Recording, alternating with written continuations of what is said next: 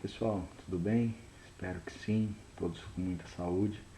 Para a gente dar prosseguimento aqui aos estudos dessa semana, né, da disciplina de segurança do trabalho, mais precisamente direito, né, direito do trabalho, que traz a segurança para a administração, para os recursos humanos da empresa, né?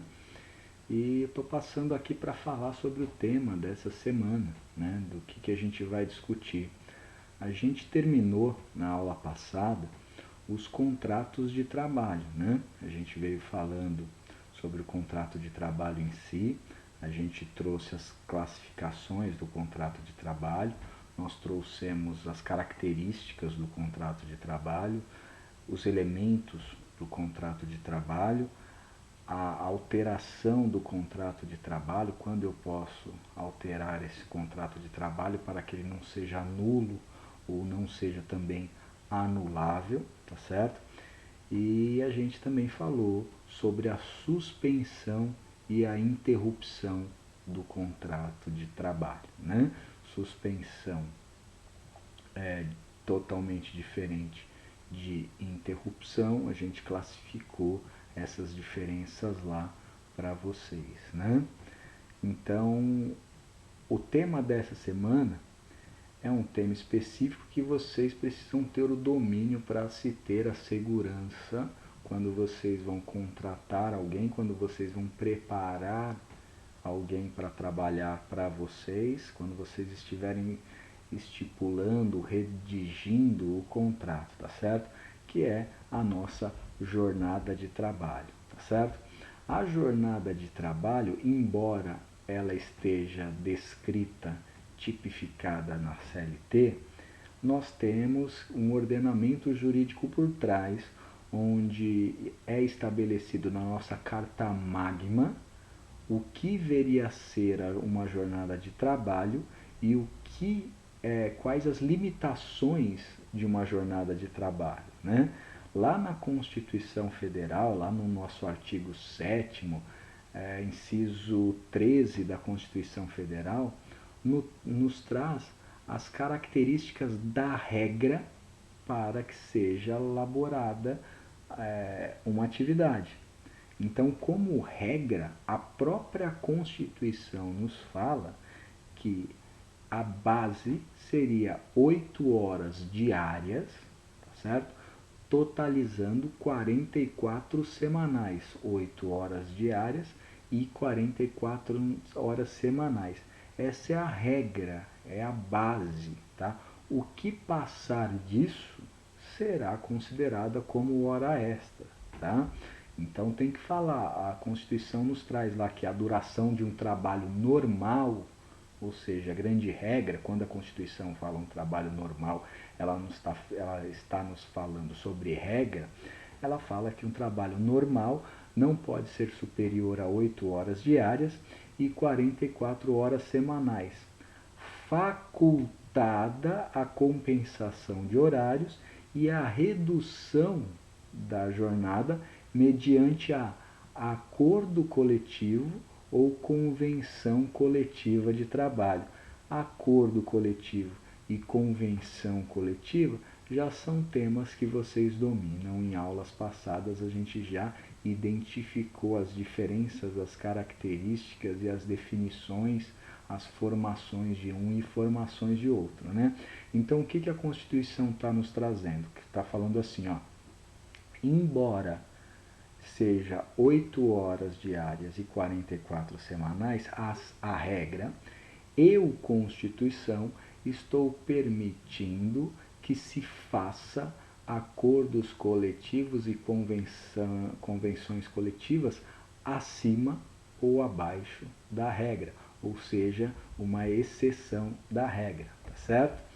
O que mais a gente vai falar nessa aula? A gente vai definir o que vem a ser uma jornada de trabalho, né? Essa jornada de trabalho está lá na nossa lei específica, na consolidação das leis do trabalho, que dispõe que jornada de trabalho é considerada como tempo que o empregado fica à disposição do empregador. é considerado como tempo de serviço efetivo o período em que o empregado esteja à disposição do empregador. Percebam, a disposição do empregador, não necessariamente labutando, não trabalhando necessariamente, mas se ele está à disposição, significa que vocês têm que remunerá-lo, porque ele está na sua jornada de trabalho, aguardando, no caso, ordens, né, ou direcionamentos, salvo disposições expressamente consignadas. Consignada aonde, professor? Consignada nos acordos coletivos ou mesmo nas convenções coletivas, né? Há uma possibilidade aí do empregado não estar trabalhando, mas estar recebendo. E estar recebendo porque esse empregado está de prontidão ou de sobreaviso, tá? São coisas diferentes também. O que viria a ser a questão, a palavra de sobreaviso, quando o empregado está de sobreaviso? Quando o empregado está de sobreaviso, esse empregado ele permanece em sua residência ou local determinado pelo empregador. Então, o empregador diz: você fique de sobreaviso que a qualquer momento eu posso precisar dos seus serviços. Então, você vai para casa ou você fica nas proximidades, ao entorno da empresa ou de onde normalmente o empregado presta esse serviço, para chegar mais rápido ao local de trabalho, para prestar esse serviço mais rápido no local de trabalho, tá certo? Isso é sobreaviso. E aí uma pergunta: quanto tempo o empregado pode ficar de sobreaviso? Tempo máximo de 24 horas, tá? Tempo máximo de 24 horas. Outra pergunta que vocês poderiam me fazer é: professor, se o empregado está de sobreaviso, ele não está trabalhando, eu tenho que remunerá-lo? Tem, vocês vão ter que remunerá-lo. Mas essa remuneração é integral ou tem uma diferença, já que ele não está prestando serviço, já que ele não está trabalhando? Tem uma diferença. Durante o sobreaviso, o empregado precisa receber 1/3 do seu salário normal, tá certo? Então, durante esse sobreaviso, vocês vão dividir o salário dele em uma fração de 1/3 e as horas que ele tiver, no máximo 24 horas de sobreaviso, vocês vão ter que pagar 1/3 por cada hora que ele ficar de sobreaviso, tá certo? Quando vocês chamam esse empregado para ele prestar o serviço, tá? Aí a hora é paga uma hora normal de trabalho, tá? Mas o 1/3 vocês não ficam sem poder pagá-lo, vamos dizer assim. Vocês vão ter que pagar esse 1/3 e quando ele começar a trabalhar, geralmente vocês vão pagar a hora cheia, entre aspas, dele. Se for sábados e domingos, a gente sabe que vocês vão ter que pagar com um adicional de 50% ou um adicional de 100% nessa hora, tá certo?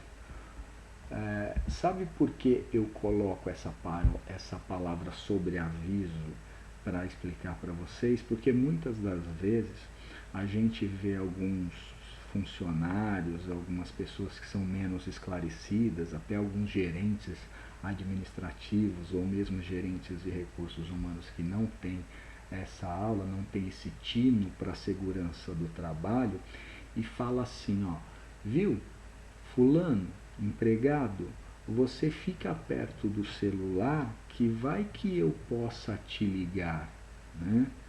Se eu precisar, eu te ligo. Imaginem assim: acabou a hora, né? Acabou aquelas 44 horas semanais, a pessoa vai para casa e vai estar lá no seu descanso remunerado. E vocês falam assim para ele: vocês não estão fechando uma folha de pagamento, e você fala para um dos seus subordinados, fala assim: ó, se eu precisar de alguma informação, eu vou te ligar, tá? E aí realmente você precisa dessa informação e você faz a ligação para essa pessoa. E ela, gentilmente, te dá as informações solicitadas. O que aconteceu com esse seu comportamento, você acabou de classificar a aula, a hora de sobreaviso dessa pessoa, tá certo? Atender o celular para dar informações sobre o trabalho, referentes à empresa, é como se trabalhando a pessoa estivesse. Agora, o simples fato de vocês entregarem para a pessoa celulares, notebooks ou equipamentos eletrônicos para ela trabalhar no dia a dia, e essa pessoa pega esse material e leva para casa, não significa que a pessoa está trabalhando de sobreaviso. Isso está lá na súmula 428 do TST. Ela estabelece assim a súmula no inciso 1º. O uso de instrumentos telemáticos ou informatizados fornecidos pelo empregador, ou seja, pela empresa ao empregado, por si só não caracteriza sobreaviso, tá? Então vamos se dizer que a pessoa é um diretor comercial, ou é um gerente comercial, ou é um representante comercial, e vocês entregam para ele lá um notebook, um tablet que tem para segunda-feira ele começar o seu trabalho já um roteiro pré-definido. Não significa que a pessoa está de sobreaviso. No inciso 2 da súmula 428, ele nos traz que considera-se de sobreaviso o empregado que à distância, tá certo? À distância é submetido a controle patronal, ou seja, controle do patrão. Quando você liga para a pessoa querendo saber aonde ela está e o que ela está fazendo e começa a perguntar coisas relativas à empresa, automaticamente essa pessoa já está de sobreaviso, tá certo? Outra característica também do sobreaviso é que o empregado não faz jus a adicional de periculosidade ou insalubridade. Vamos se dizer que o seu empregado é um frentista. Então, um frentista, a gente viu em aulas passadas que para a segurança do frentista e para a nossa segurança jurídica em administração, a gente tem que pagar o adicional de periculosidade, porque é uma atividade de risco, afinal as bombas podem explodir e coisas do tipo, né? Vamos se dizer que vocês são administradores desse posto de gasolina e a pessoa fica de sobreaviso em sua casa, tá? Porque você pode falar assim, ó, se o meu outro empregado faltar, eu posso te ligar? Ele não confirmou ainda que ele vai vir, esse meu empregado. Aí o trabalhador fala assim, sim, pode me ligar. Esse trabalhador fica na casa dele. Como ele está na casa dele, ele não faz jus desse adicional de periculosidade. Ele só fará jus aquele 1/3 da hora de sobreaviso mesmo, sem o adicional de periculosidade. E se também trabalhar em local insalubre, também não terá não terá o adicional, apenas 1/3. Outra questão que a gente vai discutir no tema dessa semana é a prontidão, né? Eu já sei o que é sobreaviso, mas e o que é prontidão, professor? Porque tem duas palavras, né? E no direito nenhuma palavra é colocada de forma aleatória. Temos que prestar atenção em cada palavra para ter mais segurança jurídica, mais segurança administrativa. A prontidão, ela caracteriza-se por ser um período em que o empregado também encontra-se à disposição do empregador, só que não mais na sua casa ou em um local pré-definido, e sim nas dependências da empresa, aonde o empregado já presta serviço. Então, o empregado não vai para casa, ele fica de prontidão na própria empresa. Trabalhando, professor? Não, ele não fica trabalhando, ele fica num local específico no interior da empresa. E aí percebam, se ele fica dentro da empresa, tá? Sede ou filial, ou seja, dentro da empresa onde ele trabalha, ele tem que ter uma remuneração diferenciada. Ele faz jus a 1/3 da hora trabalhada, como na servidão? Não, ele vai fazer jus a 2/3, tá certo? Então vocês vão ter que pagar para ele 2/3, diferente do sobreaviso. Sobreaviso é 1/3 da hora. Aqui na prontidão são 2/3 da hora, tá certo? Outra diferença é a questão do tempo à disposição que o empregado tem que ficar de prontidão. Lá no sobreaviso a gente viu que são 24 horas. Já na prontidão são 12 horas apenas. Passou disso, a empresa já será multada, tá certo? Já terá alguma consequência mais grave aí quando esse empregado propor aí uma reclamação trabalhista, tá certo? Uma outra questão que eu vou colocar com relação à prontidão é que após a reforma trabalhista que nós tivemos, o período de deslocamento entre a portaria da empresa e a efetiva ocupação do trabalho, do cargo lá dentro da empresa, não faz jus, não deve ser computada como jornada de trabalho. Então vamos dizer que o funcionário entre pela portaria, entre pelo portão 5, e quando ele passou o cartão, o crachá ou alguma influência, alguma questão de identificação, polegar ou qualquer coisa, quando ele foi notificado que ele já está nas dependências da empresa, se ele demorar às vezes até mais de 30 minutos para chegar onde ele trabalha, esse período de deslocamento dentro da empresa não é computado como prontidão ou mesmo como tempo à disposição do empregador, tá certo?